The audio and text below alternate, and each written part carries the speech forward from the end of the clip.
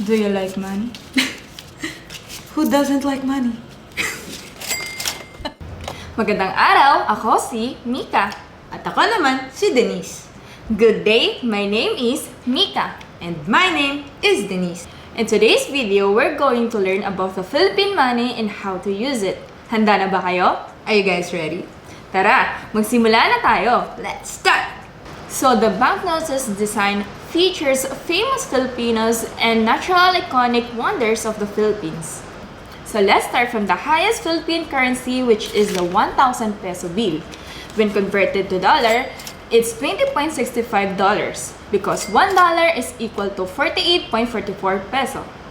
At the front side of 1,000 peso bill, it features war heroes such as Josefa Lanes Escoda, known as a Filipino advocate of women's suffrage and is founder of the Girl Scout of the Philippines. And the next one is Jose Abad Santos, who was the 5th Chief Justice of the Supreme Court of the Philippines. And the last one is Vicente Lim, who was a Filipino Brigadier General and was considered a hero during the World War II. On the other side of this bill, it shows the Tubataha Reef Marine that was declared by the UNESCO as a worldwide heritage site.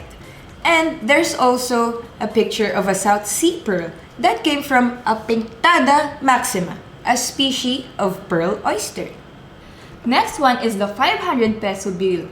When converted into dollar, it is $10.32. The 500 peso note features the icon of democracy.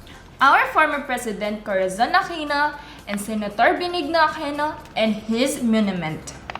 So on the other side of this bill, it features the Puerto Princesa Subterranean River National Park in Palawan, the Philippine cockatoo, and the blue nape parrot, which thrives in the forests of Palawan and Mindanao.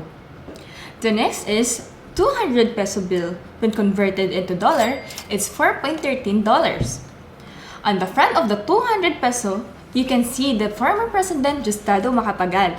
And on the other side, it highlights the chocolate hills in Bohol, the tarsier, which is the world's smallest primate that can be found in Bohol, Mindanao, and Samar.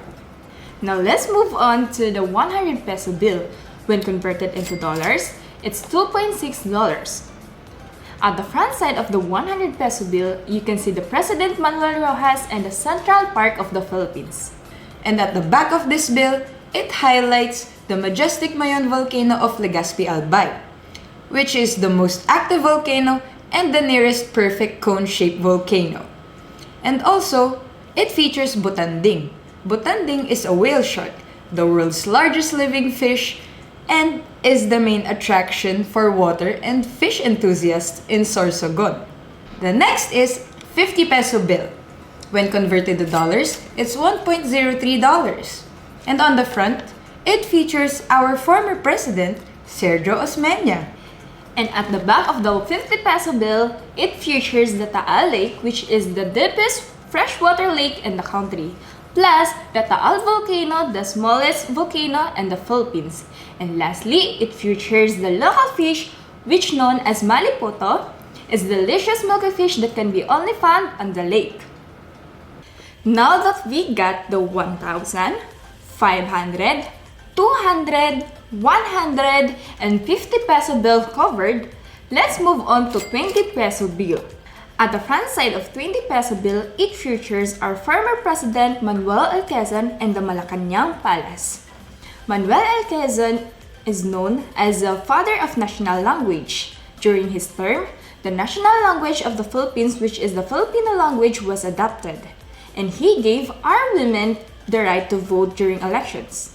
At the back of this bill, it highlights the Banawe Rice Terraces, a palm civet, which is known as Coffee Alamid from the mountains of Cordillera. And Cordillera is famous for producing the best and most expensive coffee here in the Philippines. Now that we're done with the paper bills, let's move on to the coins. Let's start with the highest currency coin, which is the 10 peso coin. On the front side of 10 peso coin, it features Apolinario Mabini, known as the brain of revolution, and he was crippled at a very young age by polio. And at the back, It features the Kappa Kappa flower and the current logo of the Central Bank of the Philippines, Bangko Sentral ng Pilipinas. The next one is the 5 peso coin. When converted into dollar, it's 0.10 cents. At the front side of 5 peso coin, it features the Filipino revolutionary leader Andres Bonifacio. And at the back, it features the Tayabak flower, which commonly known as jade vine, emerald vine, or turquoise jade vine. And you can only find this here in the Philippines. And last but not the least is the 1 peso coin. When converted into dollars, it's 0.02 cents. And the front side of 1 peso coin, it features the national hero of the Philippines, which is Jose Rizal. And at the back, it features Waling Waling. The orchid is considered to be the queen of Philippine flowers and is also worshipped as a diwata or fairy by the indigenous Bagobo people. Now that we're done with the Philippine currency, let us give you a few tips when traveling the Philippines. So if you're about to exchange your money for Philippine currency, I suggest you exchange it for smaller bills because some public utility vehicles don't have change for big bills like this 1,000 peso bill.